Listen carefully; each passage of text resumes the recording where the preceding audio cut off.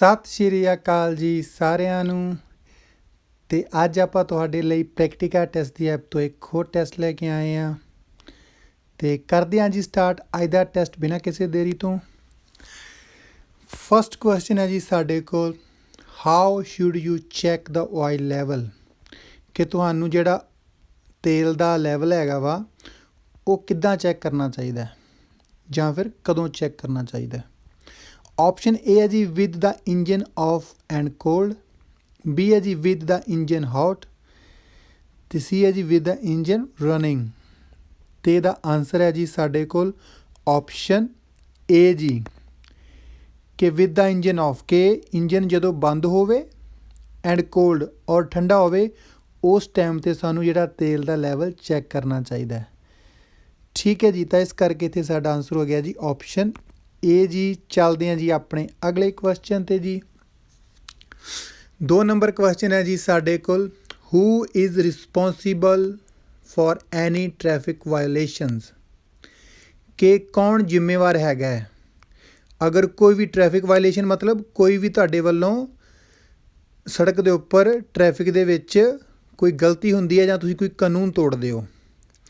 That R committed, ਜੋ ਤੁਸੀਂ commit ਕੀਤਾ ਹੈ ਜਾਂ ਕਿਸੇ ਨੇ ਵੀ ਕਮਿਟ ਕੀਤਾ ਹੈ। ਠੀਕ ਹੈ ਜੀ, ਆਪਸ਼ਨ ਏ ਦੇ ਵਿੱਚ ਕਹਿ ਰਿਹਾ ਹੈ the owner of the vehicle, B ਹੈਗਾ ਜੀ ਆਲਵੇਜ਼ ਦਾ ਡਰਾਈਵਰ ਹੂ ਕਾਜ਼ ਦਾ ਇਨਫਰੈਕਸ਼ਨ, ਅਤੇ ਸੀ ਹੈ ਜੀ the driver and if they are a minor the parents or legal guardians. ਅਤੇ ਇਹਦਾ ਆਨਸਰ ਹੈ ਜੀ ਸਾਡੇ ਕੋਲ ਆਪਸ਼ਨ ਸੀ ਜੀ, ਕਿ ਦਾ ਡਰਾਈਵਰ, ਕਿ ਜਿਹੜਾ ਗੱਡੀ ਚਲਾ ਰਿਹਾ ਡਰਾਈਵਰ ਉਹ ਰਿਸਪੋਂਸੀਬਲ ਹੈ। And if they R minor, ਔਰ ਅਗਰ ਉਹ ਬੱਚਾ ਹੈ ਕੋਈ, ਮਤਲਬ 18 ਸਾਲ ਤੋਂ ਘੱਟ ਉਮਰ ਹੈ ਉਹਦੀ, ਦਾ ਪੇਰੈਂਟਸ ਉਹਦੇ ਮਾਂ ਪਿਓ ਔਰ ਲੀਗਲ ਗਾਰਡੀਅਨ ਜਾਂ ਉਹਦਾ ਕੋਈ ਲੀਗਲ ਕਾਨੂੰਨੀ ਤੌਰ 'ਤੇ ਜਿਹੜਾ ਉਹਨੂੰ ਸੰਭਾਲ ਰਿਹਾ ਵਾ ਉਹ ਜ਼ਿੰਮੇਵਾਰ ਹੋਏਗਾ ਕੋਈ ਵੀ ਅਗਰ ਉਹ ਇਸ ਤਰ੍ਹਾਂ ਦੀ ਗਲਤੀ ਕਰਦਾ ਟ੍ਰੈਫਿਕ ਦੇ ਵਿੱਚ। ਠੀਕ ਹੈ ਜੀ, ਤਾਂ ਇਸ ਕਰਕੇ ਇੱਥੇ ਸਾਡਾ ਆਨਸਰ ਹੋ ਗਿਆ ਜੀ ਆਪਸ਼ਨ ਸੀ ਜੀ। ਚੱਲਦੇ ਹਾਂ ਜੀ ਆਪਣੇ ਅਗਲੇ ਕੁਐਸਚਨ 'ਤੇ ਜੀ। 3 ਨੰਬਰ ਕੁਐਸਚਨ ਹੈ ਜੀ ਸਾਡੇ ਕੋਲ, the traffic sign on the left of the picture, ਕਿ ਜਿਹੜਾ ਆਪਾਂ ਖੱਬੇ ਹੱਥ ਦੇਖ ਰਹੇ ਹਾਂ ਟ੍ਰੈਫਿਕ ਦਾ ਸਾਈਨ, ਉਹਦੇ ਬਾਰੇ ਗੱਲ ਕਰ ਰਿਹਾ। Indicates that it is prohibited to overtake for, ਕਿ ਉਹ ਦਰਸਾ ਰਿਹਾ ਵਾ ਕਿ ਮਨਾਹੀ ਹੈਗੀ ਓਵਰਟੇਕ ਕਰਨ ਦੀ, ਕਿੰਨਾਂ ਦੇ ਲਈ।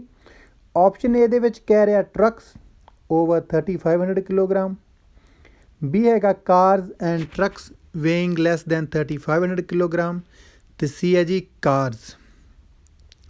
ਅਤੇ ਇਹਦਾ ਆਨਸਰ ਹੈ ਜੀ ਸਾਡੇ ਕੋਲ ਆਪਸ਼ਨ ਏ ਜੀ, ਕਿ ਓਵਰਟੇਕ ਕਰਨ ਦੀ ਮਨਾਹੀ ਹੈਗੀ ਹੈ ਉਸ ਸਾਈਨ ਦੇ ਨਾਲ, ਜਿਹੜਾ ਆਪਾਂ ਖੱਬੇ ਦੇਖ ਰਹੇ ਹਾਂ ਟਰੱਕਸ ਦੇ ਲਈ, ਟਰੱਕਾਂ ਦੇ ਲਈ ਜਿਹੜੇ ਕਿ ਓਵਰ 3500 ਕਿਲੋਗ੍ਰਾਮ ਹੈ, ਜਿਨ੍ਹਾਂ ਦਾ ਕਿ ਭਾਰ 3500 ਕਿਲੋ ਤੋਂ ਜ਼ਿਆਦਾ ਹੈਗਾ ਜਾਂ ਫਿਰ 3.5 ਟਨ ਤੋਂ ਜ਼ਿਆਦਾ ਹੈਗਾ, ਉਹਨਾਂ ਲਈ ਮਨਾਹੀ ਹੈਗੀ ਹੈ ਓਵਰਟੇਕ ਕਰਨ ਦੀ ਜੀ। ਠੀਕ ਹੈ ਜੀ, ਤਾਂ ਇਸ ਕਰਕੇ ਇੱਥੇ ਸਾਡਾ ਆਨਸਰ ਹੋ ਗਿਆ ਜੀ ਆਪਸ਼ਨ ਏ ਜੀ। ਚੱਲਦੇ ਹਾਂ ਜੀ ਆਪਣੇ ਅਗਲੇ ਕੁਐਸਚਨ 'ਤੇ ਜੀ। 4 ਨੰਬਰ ਕੁਐਸਚਨ ਹੈ ਜੀ ਸਾਡੇ ਕੋਲ, to perform mouth to mouth on an injured person, ਇਹ ਇੱਕ ਟੈਕਨੀਕ ਹੈਗੀ ਹੈ ਜੀ ਮਾਊਥ ਟੂ ਮਾਊਥ, ਜਿਹਦੇ ਨਾਲ ਕਿ ਜਦੋਂ ਕੋਈ ਐਕਸੀਡੈਂਟ ਵਿੱਚ ਜ਼ਖਮੀ ਹੋ ਜਾਂਦਾ ਹੈ ਤਾਂ ਉਹਨੂੰ ਅਗਰ ਸਾਹ ਦੀ ਪ੍ਰੋਬਲਮ ਆਉਂਦੀ ਹੈ ਤਾਂ ਉਦੋਂ ਇਹ ਟੈਕਨੀਕ ਵਰਤੀ ਜਾਂਦੀ ਹੈ। ਤਾਂ ਉਹਦੇ ਬਾਰੇ ਗੱਲ ਕਰ ਰਿਹਾ ਕਿ ਅਗਰ ਤੁਸੀਂ ਉਹ ਪਰਫੋਰਮ ਕਰਨੀ, ਅਗਰ ਤੁਸੀਂ ਕਰਨੀ ਹੈ ਉਹ technique, what should you do first, ਤਾਂ ਤੁਹਾਨੂੰ ਸਭ ਤੋਂ ਪਹਿਲਾਂ ਕੀ ਕਰਨਾ ਚਾਹੀਦਾ। ਠੀਕ ਹੈ ਜੀ, ਆਪਸ਼ਨ ਏ ਦੇ ਵਿੱਚ ਕਹਿ ਰਿਹਾ ਪਲੱਗ ਦੇਅਰ ਨੋਜ਼, ਬੀ ਹੈ ਜੀ put the injured person in recovery position, ਅਤੇ ਸੀ ਹੈ ਜੀ clear and open Airways.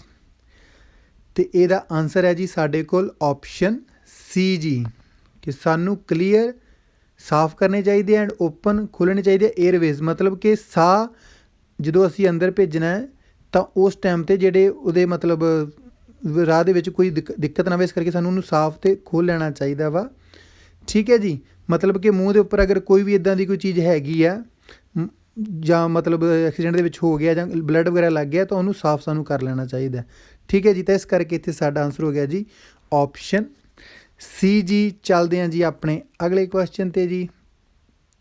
5 number question ਹੈ ਜੀ ਸਾਡੇ ਕੋਲ, ਵਾਟ ਸ਼ੁੱਡ ਯੂ ਡੂ, ਤੁਹਾਨੂੰ ਕੀ ਕਰਨਾ ਚਾਹੀਦਾ ਹੈ ਇਫ ਵਾਈਲ ਡਰਾਈਵਿੰਗ ਅਗਰ ਡਰਾਈਵਿੰਗ ਦੇ ਦੌਰਾਨ there is a mall function ਹੁੰਦਾ ਜੀ, ਕੋਈ ਪ੍ਰੋਬਲਮ ਆ ਗਈ ਗੱਡੀ ਦੇ ਵਿੱਚ, ਉਹਨੂੰ ਮਾਲ ਫੰਕਸ਼ਨ ਬੋਲਦੇ ਆ। ਅਤੇ ਉਹ ਮਾਲ ਫੰਕਸ਼ਨ ਹੈਗੀ ਹੈ ਇਨ ਦਾ ਬ੍ਰੇਕਿੰਗ ਸਿਸਟਮ, ਕਿ ਅਗਰ ਤੁਹਾਡੀ ਬ੍ਰੇਕਿੰਗ ਸਿਸਟਮ ਦੇ ਵਿੱਚ ਕੋਈ ਪ੍ਰੋਬਲਮ ਆ ਗਈ ਹੈ ਡਰਾਈਵਿੰਗ ਕਰਦੇ ਹੋਏ, ਤਾਂ ਤੁਹਾਨੂੰ ਕੀ ਕਰਨਾ ਚਾਹੀਦਾ। ਠੀਕ ਹੈ ਜੀ।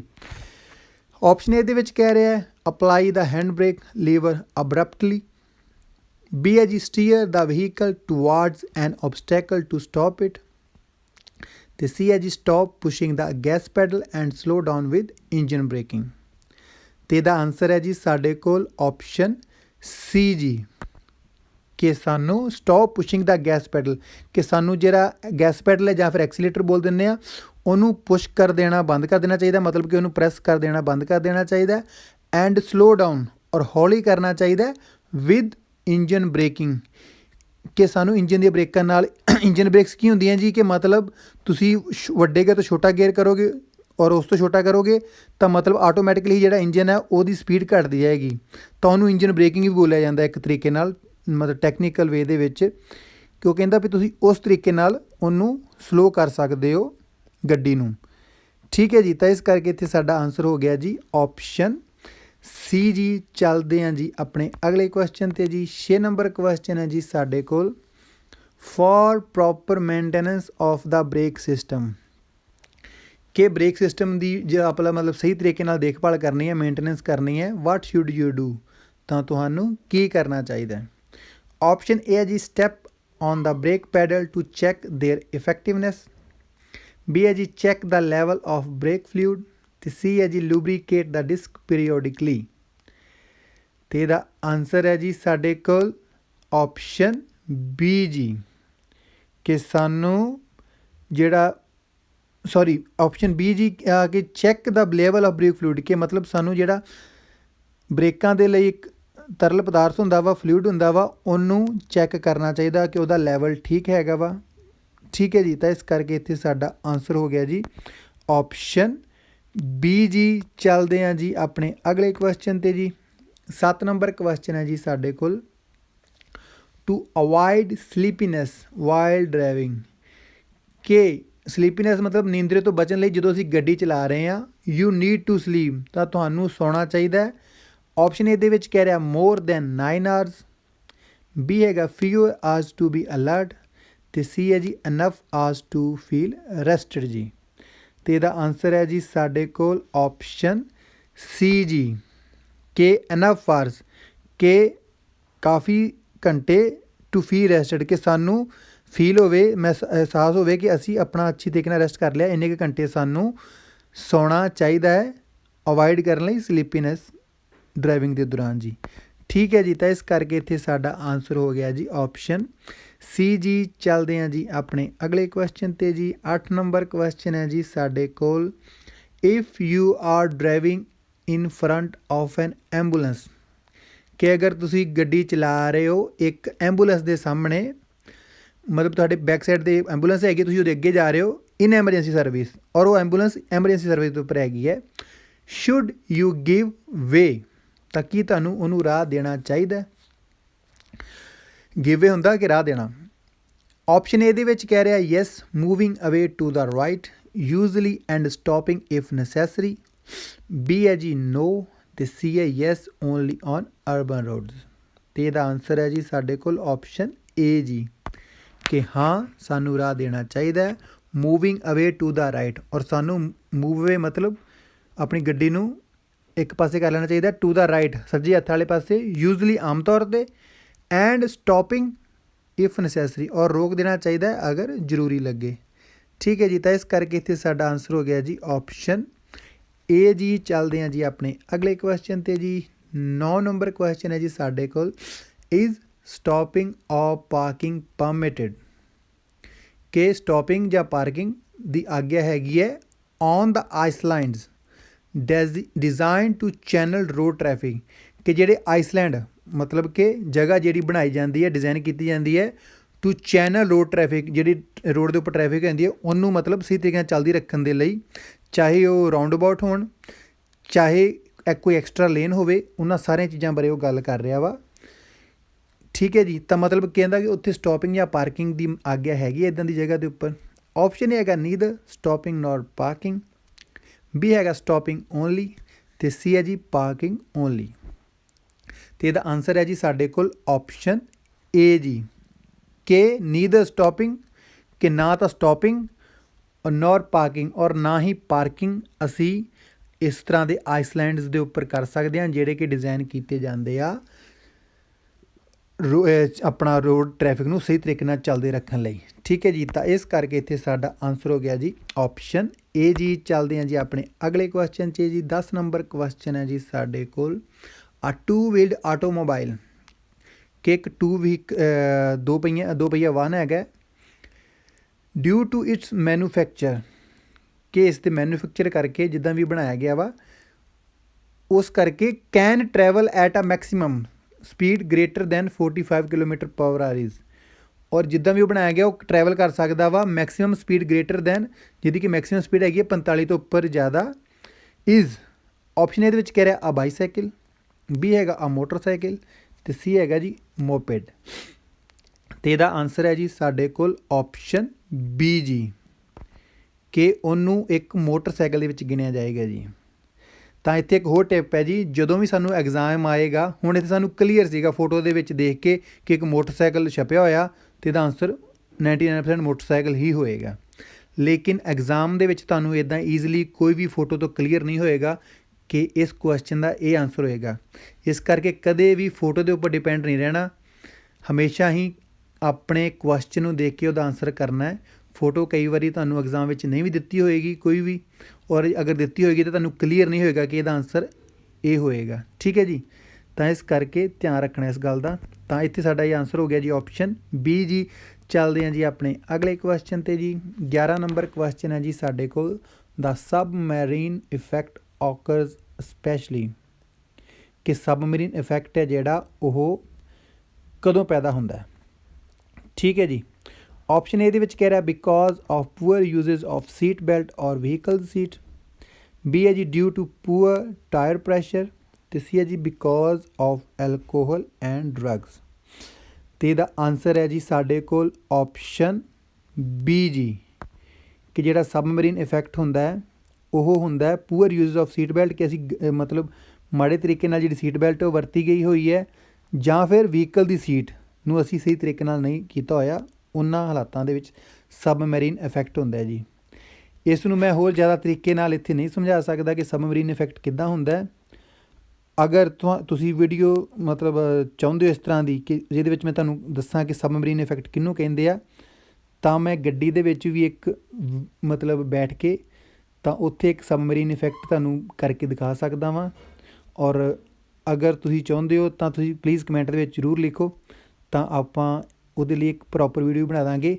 ਔਰ ਮੇਰਾ ਪਲਾਨ ਇਹ ਵੀ ਹੈਗਾ ਕਿ ਜਿਹਦੇ ਬਾਕੀ ਦੇ ਮਤਲਬ ਫੰਕਸ਼ਨ ਹੈਗੇ ਆ ਗੱਡੀ ਦੇ, ਸਪੈਸ਼ਲੀ ਜਿਹੜੀਆਂ ਲਾਈਟਸ ਹੁੰਦੀਆਂ ਜਾਂ ਫਿਰ ਗੱਡੀ ਕਿੱਦਾਂ ਫੰਕਸ਼ਨ ਕਰਦੀ ਹੈ, ਉਹਦੇ ਰਿਲੇਟਡ ਹੀ ਮੈਂ ਇੱਕ ਵੀਡੀਓ ਦੀ ਪਲੈਨਿੰਗ ਕਰ ਰਿਹਾ ਹਾਂ। ਅਤੇ ਅਗਰ ਤੁਸੀਂ ਚਾਹੁੰਦੇ ਹੋ ਤਾਂ ਪਲੀਜ਼ ਜ਼ਰੂਰ ਕਮੈਂਟ ਦੇ ਵਿੱਚ ਲਿਖੋ, ਤਾਂ ਫਿਰ ਅਗਰ ਮੈਨੂੰ ਲੱਗਿਆ ਤਾਂ ਆਪਾਂ ਉਹਦੇ ਰਿਲੇਟਡ ਵੀ ਇੱਕ ਵੀਡੀਓ ਬਣਾਵਾਂਗੇ। ਠੀਕ ਹੈ ਜੀ, ਤਾਂ ਇੱਥੇ ਸਾਡਾ ਇਸ ਕਰਕੇ ਆਨਸਰ ਹੋ ਗਿਆ ਜੀ ਆਪਸ਼ਨ ਏ ਜੀ। ਚੱਲਦੇ ਹਾਂ ਜੀ ਆਪਣੇ ਅਗਲੇ ਕੁਐਸਚਨ 'ਤੇ ਜੀ। ਦਾ ਸੀਟ ਬੈਲਟ ਬਾਰੇ ਪੁੱਛਿਆ ਗਿਆ। ਆਪਸ਼ਨ ਇਹਦੇ ਵਿੱਚ ਕਹਿੰਦਾ should be placed over the abdomen to be really effective, B ਹੈ ਜੀ should be well fitted to prevent submarining, ਉਹ ਜਿਹੜਾ ਪਹਿਲਾਂ ਆਪਾਂ ਸਬਮਰੀਨ ਵਰਡ ਯੂਜ਼ ਕੀਤਾ ਸੀਗਾ ਉੱਥੇ ਇਹ ਫਿਰ ਵਰਡ ਯੂਜ਼ ਉਹਨਾਂ ਨੇ ਕੀਤਾ ਵਾ, ਇੱਥੇ ਸਬਮੈਰੀਨਿੰਗ ਲਿਖਤਾ। ਆਪਸ਼ਨ ਸੀ ਹੈ ਜੀ should be loose to make driving comfortable and so that fatigue does not appear. ਅਤੇ ਇਹਦਾ ਆਨਸਰ ਹੈ ਜੀ ਸਾਡੇ ਕੋਲ ਆਪਸ਼ਨ ਬੀ ਜੀ, ਕਿ ਜਿਹੜੀ ਸੀਟ ਬੈਲਟ ਹੈ ਉਹ ਸ਼ੁੱਡ ਬੀ ਵੈਲ ਫਿਟਡ, ਕਿ ਸਹੀ ਤਰੀਕੇ ਨਾਲ ਫਿਟ ਕੀਤੀ ਜਾਂਦੀ ਹੈ, ਟੂ ਪ੍ਰੀਵੈਂਟ ਸਬਮਰੀਨਿੰਗ, ਤਾਂ ਕਿ ਅਸੀਂ ਬਚ ਸਕੀਏ ਸਬਮਰੀਨ ਦੇ ਇਫੈਕਟ ਤੋਂ। ਠੀਕ ਹੈ ਜੀ, ਤਾਂ ਇਸ ਕਰਕੇ ਇੱਥੇ ਸਾਡਾ ਆਨਸਰ ਹੋ ਗਿਆ ਜੀ ਆਪਸ਼ਨ ਬੀ ਜੀ। ਚੱਲਦੇ ਹਾਂ ਜੀ ਆਪਣੇ ਅਗਲੇ ਕੁਐਸਚਨ 'ਤੇ ਜੀ। 13 ਨੰਬਰ ਕੁਐਸਚਨ ਹੈ ਜੀ ਸਾਡੇ ਕੋਲ, ਆ vehicle is any type of device, ਕਿ ਵਹੀਕਲ ਇੱਕ ਗੱਡੀ ਹੈ ਜਿਹੜੀ ਕਿ ਇੱਕ ਤਰ੍ਹਾਂ ਦੀ ਡਿਵਾਈਸ ਹੈਗੀ ਹੈ, ਕਿੱਦਾਂ ਦੀ। ਆਪਸ਼ਨ ਇਹਦੇ ਵਿੱਚ ਕਹਿ ਰਿਹਾ that is fit for travelling on public roads, B ਹੈਗਾ ਵਿਦ ਐਨ ਇੰਜਨ, ਅਤੇ ਸੀ ਹੈ ਜੀ that is on a public road. ਅਤੇ ਇਹਦਾ ਆਨਸਰ ਹੈ ਜੀ ਸਾਡੇ ਕੋਲ ਆਪਸ਼ਨ ਏ ਜੀ, ਕਿ ਇੱਕ ਵਹੀਕਲ ਉਹਨੂੰ ਗਿਣਿਆ ਜਾਂਦਾ ਵਾ ਜਿਹੜਾ ਕਿ ਫਿੱਟ ਹੋਵੇ ਟਰੈਵਲਿੰਗ ਲਈ, ਚੱਲਣ ਦੇ ਲਈ ਔਨ ਪਬਲਿਕ ਰੋਡ, ਜਿਹੜੇ ਕਿ ਲੋਕਾਂ ਲਈ ਰੋਡ ਬਣਾਏ ਗਏ ਉਹਨਾਂ ਦੇ ਉੱਪਰ, ਉਹਨੂੰ ਇੱਕ ਵਹੀਕਲ ਦੇ ਵਿੱਚ ਗਿਣਿਆ ਜਾਂਦਾ ਜੀ। ਠੀਕ ਹੈ ਜੀ, ਤਾਂ ਇਸ ਕਰਕੇ ਇੱਥੇ ਸਾਡਾ ਆਨਸਰ ਹੋ ਗਿਆ ਜੀ ਆਪਸ਼ਨ ਏ ਜੀ। ਚੱਲਦੇ ਹਾਂ ਜੀ ਆਪਣੇ ਅਗਲੇ ਕੁਐਸਚਨ 'ਤੇ ਜੀ। 14 ਨੰਬਰ ਕੁਐਸਚਨ ਹੈ ਜੀ ਸਾਡੇ ਕੋਲ, do all medications have a negative effect on driving, ਕਿ ਜਿਹੜੀਆਂ ਦਵਾਈਆਂ ਹੈਗੀਆਂ ਹਰ ਤਰ੍ਹਾਂ ਸਾਰੀਆਂ, ਕੀ ਉਹਨਾਂ ਦਾ ਨਕਾਰਾਤਮਕ ਪ੍ਰਭਾਵ, ਨੈਗੇਟਿਵ ਇਫੈਕਟ ਮਤਲਬ ਨਕਾਰਾਤਮਕ ਪ੍ਰਭਾਵ ਪੈਂਦਾ ਵਾ ਡਰਾਈਵਿੰਗ ਦੇ ਉੱਪਰ। ਠੀਕ ਹੈ ਜੀ, ਆਪਸ਼ਨ ਏ ਦੇ ਵਿੱਚ ਕਹਿ ਰਿਹਾ yes, even those which do not require a prescription can have negative effects on driving. B ਹੈ ਜੀ no, prescription drugs do not affect driving. ਅਤੇ ਸੀ ਹੈ ਜੀ no, medications do not have negative effects. ਅਤੇ ਇਹਦਾ answer ਹੈ ਜੀ ਸਾਡੇ ਕੋਲ ਆਪਸ਼ਨ ਏ ਜੀ, ਕਿ ਹਾਂ ਉਹਨਾਂ ਦਾ ਨੈਗੇਟਿਵ ਇਫੈਕਟ ਹੋ ਸਕਦਾ ਹੈ, even those do not require a prescription. ਇੱਥੋਂ ਤੱਕ ਕਿ ਜਿਨ੍ਹਾਂ ਨੂੰ ਮਤਲਬ ਅਸੀਂ ਸਮਝਦੇ ਹਾਂ ਕਿ ਸਾਨੂੰ ਡਾਕਟਰ ਤੋਂ ਲਿਖਵਾਉਣ ਦੀ ਲੋੜ ਨਹੀਂ, ਇੱਕ ਪ੍ਰਸਕ੍ਰਿਪਸ਼ਨ ਹੁੰਦਾ ਡਾਕਟਰ ਤੋਂ ਜਿਹੜੀ ਆਪਾਂ ਦਵਾਈ ਲਿਖਾਉਂਦੇ ਹਾਂ, ਅਗਰ ਉੱਦਾਂ ਦੀਆਂ ਦਵਾਈਆਂ ਆਪਾਂ ਲੈ ਲੈਂਦੇ ਨੋਰਮਲ ਕੇਸ, ਚਲੋ ਸਿਰ ਪੀੜ ਹੁੰਦਾ ਵਾ ਪੈਰਾਸੀਟਾਮੋਲ ਲੈ ਲਈ ਇੱਦਾਂ ਦੀਆਂ, ਤਾਂ ਕਹਿੰਦਾ ਵੀ ਉੱਦਾਂ ਦੀਆਂ ਦੇ ਵੀ ਕੈਨ ਹੈਵ ਨੈਗੇਟਿਵ ਇਫੈਕਟਸ, ਉਹਨਾਂ ਦਾ ਵੀ ਜਿਹੜਾ ਨਕਾਰਾਤਮਕ ਪ੍ਰਭਾਵ ਪੈ ਸਕਦਾ ਵਾ ਤੁਹਾਡੀ ਡਰਾਈਵਿੰਗ ਦੇ ਉੱਪਰ, ਕਿ ਤੁਹਾਨੂੰ ਲੱਗਦਾ ਕਿ ਨਹੀਂ ਇਹ ਤਾਂ ਚਲੋ ਇੰਨੀ ਜ਼ਿਆਦਾ ਸਟਰੋਂਗ ਦਵਾਈ ਨਹੀਂ ਹੈਗੀ, ਆਪਾਂ ਕਿਹੜਾ ਡਾਕਟਰ ਤੋਂ ਲਿਖਵਾਈ ਹੈ, ਪਰ ਇੱਦਾਂ ਦੀਆਂ ਦਵਾਈਆਂ ਦਾ ਵੀ ਨਕਾਰਾਤਮਕ ਪ੍ਰਭਾਵ ਡਰਾਈਵਿੰਗ ਦੇ ਉੱਪਰ ਪੈ ਸਕਦਾ ਹੈ ਜੀ। ਠੀਕ ਹੈ ਜੀ, ਤਾਂ ਇਸ ਕਰਕੇ ਇੱਥੇ ਸਾਡਾ ਆਨਸਰ ਹੋ ਗਿਆ ਜੀ ਆਪਸ਼ਨ ਏ ਜੀ। ਚੱਲਦੇ ਹਾਂ ਜੀ ਆਪਣੇ ਨੈਕਸਟ ਕੁਐਸਚਨ 'ਤੇ ਜੀ।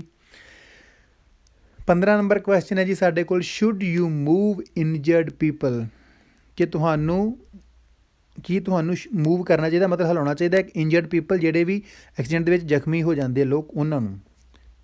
ਆਪਸ਼ਨ ਏ ਦੇ ਵਿੱਚ ਕਹਿ ਰਿਹਾ ਜੀ ਨੋ, ਨੈਵਰ।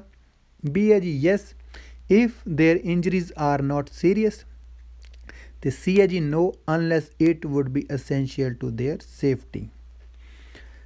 ਤਾਂ ਇਹਦਾ ਆਨਸਰ ਹੈ ਜੀ ਸਾਡੇ ਕੋਲ ਆਪਸ਼ਨ ਸੀ ਜੀ, ਕਿ ਨਹੀਂ ਸਾਨੂੰ ਉਹਨਾਂ ਨੂੰ ਹਿਲਾਉਣਾ ਨਹੀਂ ਚਾਹੀਦਾ, ਅਨਲੈਸ ਸ਼ਰਤ ਹੈ ਕਿ ਜਦ ਕਿ ਇਟ ਵੁੱਡ ਬੀ ਅਸੈਂਸ਼ੀਅਲ, ਕਿ ਇਹ ਜ਼ਰੂਰੀ ਲੱਗੇ ਟੂ ਦੇਅਰ ਸੇਫਟੀ, ਉਹਨਾਂ ਦੀ ਸੇਫਟੀ ਲਈ, ਉਹਨਾਂ ਦੇ ਬਚਾਅ ਲਈ ਇਹ ਜ਼ਰੂਰੀ ਲੱਗੇ ਤਾਂ ਅਸੀਂ ਉਹਨਾਂ ਨੂੰ ਹਿਲਾ ਸਕਦੇ ਹਾਂ, ਅਦਰਵਾਈਜ਼ ਸਾਨੂੰ ਉਹਨਾਂ ਨੂੰ ਨਹੀਂ ਹਿਲਾਉਣਾ ਚਾਹੀਦਾ ਜਿਹੜੇ ਵੀ ਜ਼ਖਮੀ ਹੈਗੇ ਆ। ਠੀਕ ਹੈ ਜੀ, ਤਾਂ ਇਸ ਕਰਕੇ ਇੱਥੇ ਸਾਡਾ ਆਨਸਰ ਹੋ ਗਿਆ ਜੀ ਆਪਸ਼ਨ ਸੀ ਜੀ। ਅਤੇ ਇਸ ਦੇ ਨਾਲ ਹੀ ਆਪਾਂ ਅੱਜ ਦੀ ਵੀਡੀਓ ਇੱਥੇ ਖ਼ਤਮ ਕਰਦੇ ਹਾਂ ਜੀ। ਅਗਰ ਵੀਡੀਓ ਵਧੀਆ ਲੱਗੀ ਤਾਂ ਪਲੀਜ਼ ਲਾਈਕ ਜ਼ਰੂਰ ਕਰੋ, ਅਤੇ ਚੈਨਲ ਨੂੰ ਜ਼ਰੂਰ ਸਬਸਕ੍ਰਾਈਬ ਕਰੋ, ਅਤੇ ਨਾਲ ਲੱਗਦੀ ਜਿਹੜੀ ਬੈਲ ਆਈਕਨ ਹੈਗੀ ਉਹਨੂੰ ਵੀ ਜ਼ਰੂਰ ਪ੍ਰੈਸ ਕਰੋ, ਤਾਂ ਕਿ ਤੁਹਾਨੂੰ ਨਵੀਂ ਵੀਡੀਓ ਦਾ ਨੋਟੀਫਿਕੇਸ਼ਨ ਨਾਲ ਦੀ ਨਾਲ ਮਿਲ ਜਾਵੇ। ਮਿਲਦੇ ਹਾਂ ਜੀ ਇੱਕ ਹੋਰ ਵੀਡੀਓ ਦੇ ਨਾਲ ਬਾਕੀ ਦਾ ਪਾਰਟ ਲੈ ਕੇ, ਅਤੇ ਤਦ ਤੱਕ ਸਤਿ ਸ਼੍ਰੀ ਅਕਾਲ ਜੀ।